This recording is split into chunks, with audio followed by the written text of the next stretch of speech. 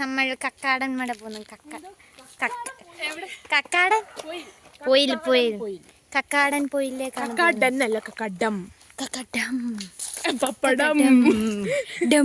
എങ്ങനെ പോകുന്നതെന്ന് വെച്ചാൽ നമ്മൾ ജീപ്പിനാണ് പോകുന്നത്.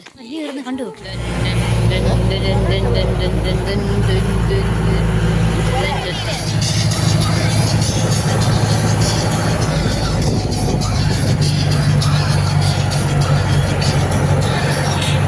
ഇതിനൊരു വില്ല് അരിച്ചക്ക് സൊല്ല് ഇവനുണ്ടെങ്കിൽ പോയി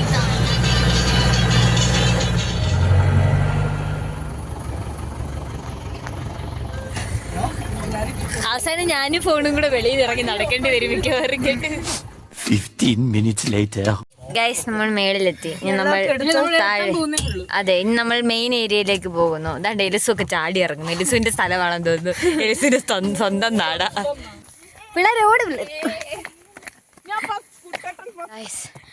ഇതിനെ സ്വർഗം എന്ന് വിളിക്കുന്നത് തെറ്റില്ല. ഇത് കയറി മേളിൽ ചെല്ലുമ്പോഴത്തേക്കും നമ്മുടെ സ്വർഗം കാണും. അതുറപ്പാ. എന്തായാലും കാണും. വളരെ അഡ്വഞ്ചറസ് ആയിട്ടുള്ള യാത്രയാണ് നമ്മൾ ഇത്രയും നേരം നയിച്ചത്. ഇതാ ഈ പുറകിൽ കാണുന്നതാണ് സ്വർഗം നീണ്ടി ഇവിടെയും പുറകിൽ കാണാം സ്വർഗത്തിലേക്ക് കയറി വന്നതിൻ്റെ സയൻസാണ് നമ്മുടെ ഈ കയ്യിൽ കാണുന്നത്. മണ്ണാണ്. വലിയ വലിയ കാടുകൾ താണ്ടി മലകൾ താണ്ടി പോവാണ്.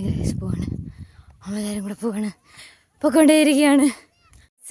സ്വർഗത്തിലെ മുറുക്കാൻ തുപ്പുന്ന മാലാഖ ഇവിടെ കാണുന്നില്ല. ഇവിടെ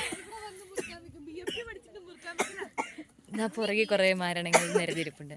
നമ്മളിവിടെ കുറച്ച് ഫോട്ടോഷൂട്ടൊക്കെ എടുത്ത് ഗായ്സ് പരുന്ത് ലുക്ക് അറ്റ് ദാറ്റ് പരുന്ത് നോക്കൂ.